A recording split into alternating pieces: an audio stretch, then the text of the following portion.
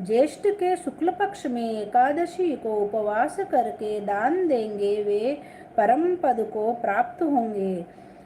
जिन्होंने एकादशी को उपवास किया है वे ब्रह्म हत्यारे, शराबी, चोर तथा गुरुद्रोही होने पर भी सब पातकों से मुक्त हो जाते हैं।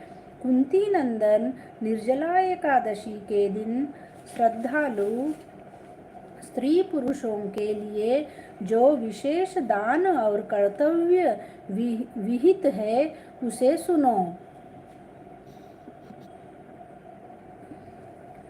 उस दिन जल में शयन करने वाले भगवान विष्णु का पूजन और जलमयी धेनु का दान करना चाहिए, अथवा प्रत्यक्ष धेनु या धृतमयी धेनु का दान उचित है। पर्याप्त दक्षिणा और भांति भांति के मिष्टान्नों द्वारा यत्नपूर्वक ब्राह्मणों को संतुष्ट करना चाहिए। ऐसा करने से ब्राह्मण अवश्य संतुष्ट होते हैं और उनके संतुष्ट होने पर श्रीहरि मोक्ष प्रदान करते हैं।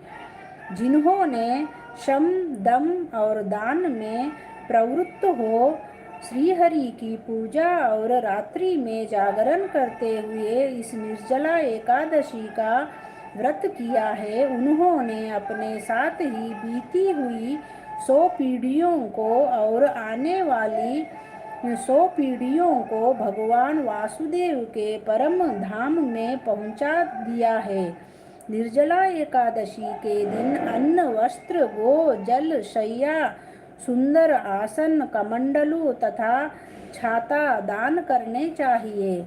जो श्रेष्ठ एवं सुपात्र ब्राह्मणों को जूता दान करता है वह सोने के विमान पर बैठकर स्वर्गलोक में प्रतिष्ठित होता है। जो इस एकादशी की महिमा को भक्तिपूर्वक सुनता तथा जो भक्तिपूर्वक उसका वर्णन करता है वे दोनों स्वर्गलोक में जाते हैं। चतुर्दशी युक्त अमावस्या को सूर्य ग्रहण के समय श्राद्ध करके मनुष्य जिस फल को प्राप्त करता है वही इसके श्रवण से भी प्राप्त होता है। पहले दंत धानव करके यह नियम लेना चाहिए कि मैं भगवान केशव की प्रसन्नता के लिए एकादशी को निराहार रहकर आचमन के सिवा दूसरे जल का भी त्याग करूँगा। द्वादशी को देवदेवेश्वर भगवान विष्णु का पूजन करना चाहिए।